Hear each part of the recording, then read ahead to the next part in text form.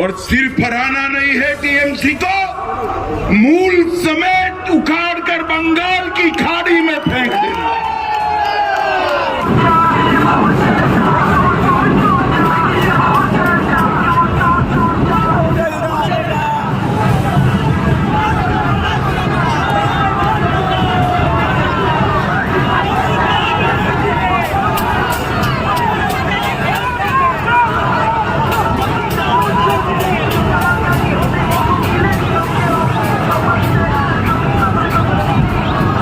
বৃহস্পতিবার ভবানীপুরে বিজেপি প্রার্থী শুভেন্দু অধিকারীর মনোনয়ন জমা দেওয়া ঘিরে উত্তেজনা ছড়ায়।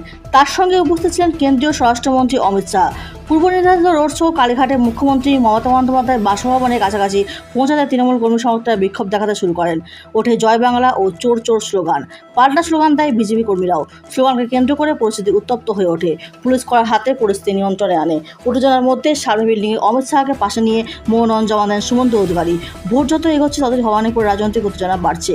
ব্যুরো রিপোর্ট, বাংলার কণ্ঠ। भाइयों बहनों, जिस प्रकार से बंगाल में भ्रष्टाचार का शासन हो गया, टोलबाजी फैल गई, सिंडिकेट ने बंगाल की जनता का जीना हराम कर दिया है और घुसपैठ इतनी बढ़ा दी कि पश्चिम बंगाल का अस्तित्व ही खतरे में आ गया। इस सारी चीजों का एक ही रास्ता है, नरेंद्र मोदी के नेतृत्व में बंगाल में भारतीय जनता पार्टी की सरकार। मैं भवानीपुर की जनता को करबद्ध निवेदन करने आया हूं, दो हाथ जोड़कर विनती करने आया हूं, पूरे बंगाल की मुक्ति के लिए हमारे प्रत्याशी शुभेंदु अधिकारी को प्रचंड बहुमत के साथ अरे परिवर्तन पश्चिम बंगाल के लिए शुभंकर होगा।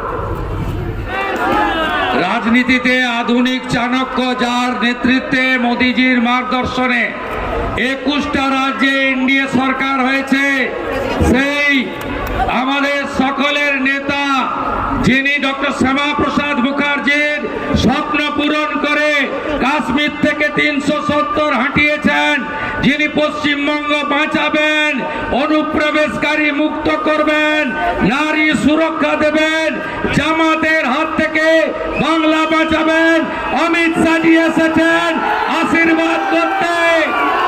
জেতাবেন তো আমাকে?